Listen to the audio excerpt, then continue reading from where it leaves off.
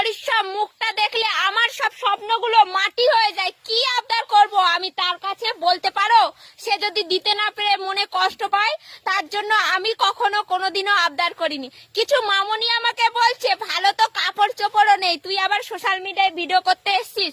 একটা কথা আমি বলছি, শোনো দিদি ভাই, তুমি আমাকে খারাপ ভাবে বলেছো, কিন্তু আমি তোমাকে দিদি ভাই বলে সম্মান দিচ্ছি। দেখো, সবার আগে আমি বলবো আমি একজন গ্রামের গৃহবধূ, আর আমার স্বামী কোনো রাজা নয় কিংবা কোনো চাকরিজীবী মানুষ নয়, ঠিক আছে?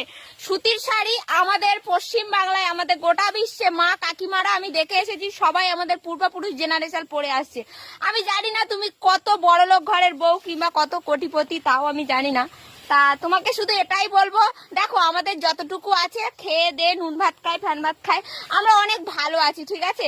যাই খাই না কেন, তোমাদের মতন অত লোকের পেছনে কাঠি মেরে বেড়ায় না, এ কে কি করছে ওটাও দেখে বেড়ায় না। আমরা যেমন আমরা তেমন থাকতেই ভালোবাসি, ঠিক আছে? আর একমাত্র তোমাকেই দেখলাম যে এরকম কমেন্ট তুমি করলে। এমনটা নয় যে আমাদের ভালো কাপড় চোপড় নেই, যে আমরা যেখান সেখান যাই আমরা এরকম ভাবেই যাই, এমনটা কিন্তু নয়। দেখো আমরা তো ঘরের থাকি সব সময়, তাই 5 মিনিট অন্তর অন্তর, 2 ঘন্টা অন্তর অন্তর কাপড় চেঞ্জ করে ভিডিও করার মতন আমাদের ভাই সময় নেই, ঠিক আছে? তোমাদের থাকতে পারে, আমাদের সেটা নেই। আমাদের জীবনযাপনটা এরকমই, আমাকে সবাই এভাবেই চিনেছে, এভাবেই ভালোবাসা দিয়েছে, এটাই আমি অনেক খুশি।